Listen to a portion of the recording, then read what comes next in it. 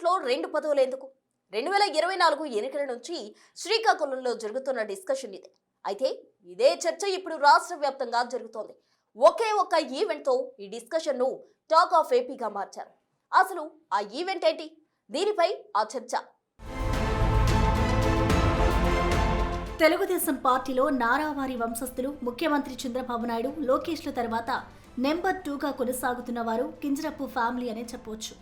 కేంద్ర మంత్రిగా కింజరపు రామ్మోహన్ నాయుడు, రాష్ట్ర కేబినెట్లో ఆయన బాబాయ్ అచ్చెన్నాయుడు ఒకే కుటుంబం నుంచి కొనసాగుతుండడం శ్రీకాకుళం జిల్లాలోని మిగిలిన టీడీపీ నేతలకు మింగుడు పడకుండా తయారై తీవ్ర అసౌకర్యంతో మింగలేక కక్కలేక మదనపడుతున్నారట.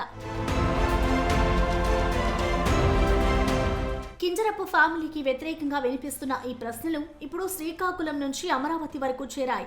దానికి కారణం ఇటీవల జరిగిన కళింగ వనభోజన కార్యక్రమం. గతంలో ఎన్నడూ లేని విధంగా ఈ కార్యక్రమం బ్లాక్ బస్టర్ అయింది.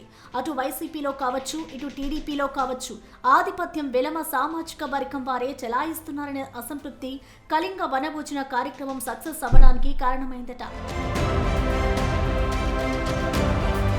పార్టీలకు అతీతంగా నేతలంతా వచ్చి దీన్ని గ్రాండ్ సక్సెస్ చేశారు.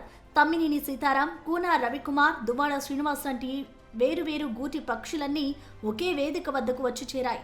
అయితే వనభోజన కార్యక్రమానికి అందరూ వస్తారు కదా అనుకోవచ్చు. 20,000 మంది వస్తారని అంచనా వేసిన ఈ పిక్నిక్ కు 60,000 మందికి పైగా వచ్చారు. 2 తెలుగు రాష్ట్రాలతో పాటు ఇతర రాష్ట్రాల్లో ఉన్న కళింగులు కూడా ఈవెంట్ కు హాజరై రాజకీయంగా తమకు జరుగుతున్న అన్యాయంపై చర్చించారట.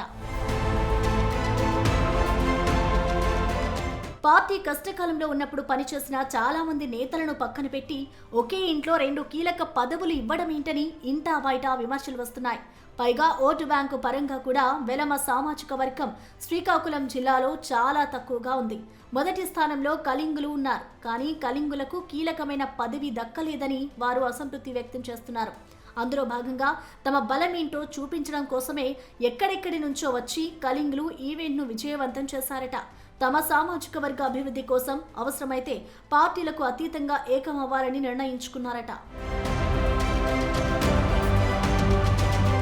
ఈ ఈవెంట్ అంశం టీడీపీ అధిష్టానం దృష్టికి కూడా వెళ్లినట్లు తెలుస్తోంది.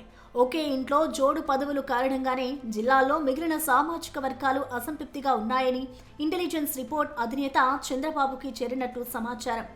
మరి ఆ సామాజిక వర్గాల మధ్య గ్యాప్స్ ఫిల్ చేయడానికి టీడీపీ పెద్దలు ఎలాంటి నిర్ణయం తీసుకుంటారో. కానీ ఇప్పటికే వైసీపీ అధ్యక్షుడు జగన్ ఓ అడుగు ముందుకు వేశారు కూడా.